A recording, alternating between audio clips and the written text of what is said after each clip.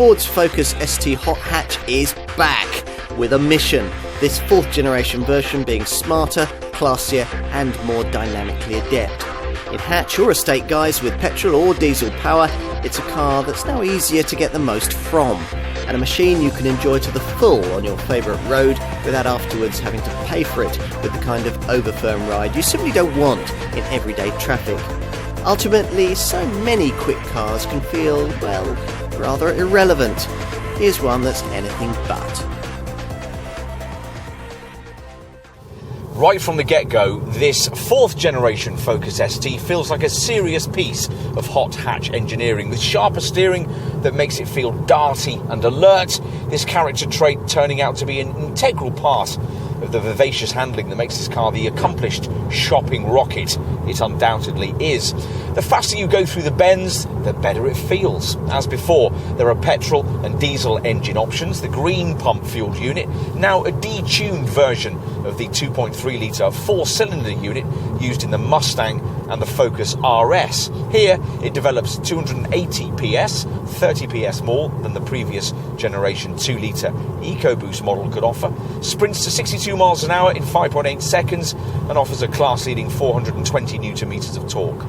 The alternative diesel variant, which is what we're trying here, has nearly as much pulling power, 400 Nm, but a rather less impressive 190 PS available from its 2-litre EcoBlue power plant. Still, there's compensation, of course, in the black pump-fueled version's efficiency. WLTP rated at up to 58.8 mpg on the combined cycle, with 125 grams per kilometre of NEDC-rated CO2 emissions. Whatever kind of Focus ST you go for, petrol or diesel, hatch or estate, there's lots to aid this car's prodigious cornering bite. A stiffer C2 platform, grippy Michelin Pilot Sport 4S tyres, and a clever SLA suspension setup that lowers by 10mm, incorporates thicker anti-roll bars, and features spring and damper units that are 20% stiffer at the front and 13% firmer at the rear. Driving modes also now feature on an ST for the first time, the 3 main ones being normal, slippery and sport, the latter setting delivering a far more alert feel. Petrol models feature standard CCD adaptive damping and an ELSD electronic limited slip differential to help get traction down in the bends. Plus, with that EcoBoost engine, you can also order an optional 7-speed paddle shift auto gearbox. With both engines, you're probably going to want the optional performance pack. On a petrol version, this gives you rev matching, which relieves you of the need to lift off the throttle between upward gear changes, along with launch control and an extra track driving mode. On a diesel variant, the performance pack gives you rather less, but you do get the extra track setting, and it adds back in the CCD adaptive damping system that you otherwise wouldn't get on an EcoBlue model. Overtaking presence is key with a car like this, of course, and this revitalised Focus ST gets plenty of it. With this bolder, more confident front grille shaped to optimise cooling, its lower section, as before, partly obscured by the number plate, which sits just above this stylised lower intake. When it comes to the really significant styling changes made to this 4th generation Focus ST model, though, you'll learn more from a profile perspective, especially if you choose this 5-door hatch body shape over the alternative estate variant.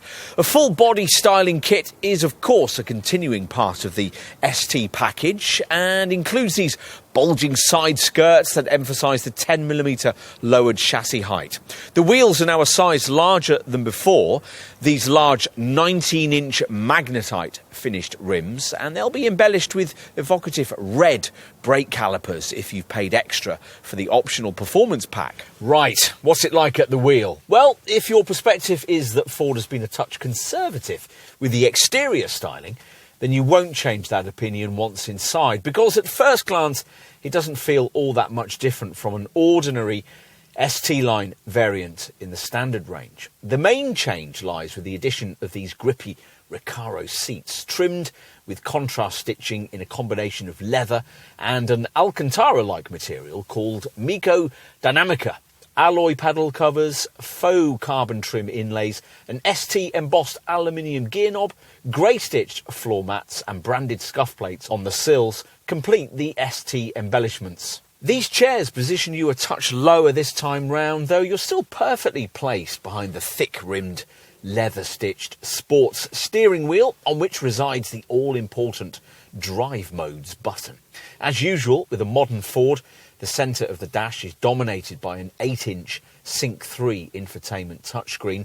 This one your access point for navigation, Apple CarPlay and Android Auto smartphone mirroring, Ford Pass Connect Wi-Fi connectivity and a 10-speaker 675-watt B&O 360-degree sound setup. Time to move rearwards. The space on offer here certainly doesn't redefine the current segment standard, but it does at least now typify it. In this Focus, backseat folk are at last now treated much as they would be in a rival Golf GTI, thanks to the way that this Mark IV model's new C2 platform has freed up 56mm more knee clearance, 78mm more legroom and 60mm more shoulder room. We'll finish with a look at the boot, which in this hatch variant is just as small as it was on the previous model, just 273 litres of capacity being available on models equipped with a mini spare. That's partly why Ford is also offering the estate body shape we mentioned earlier, which can take 541 litres with all the seats in place. Fold down the 60-40 split rear backrest and 1,250 litres of space can be freed up in this hatch model. An estate fitted with a mini spare will give you up to 1,576 litres.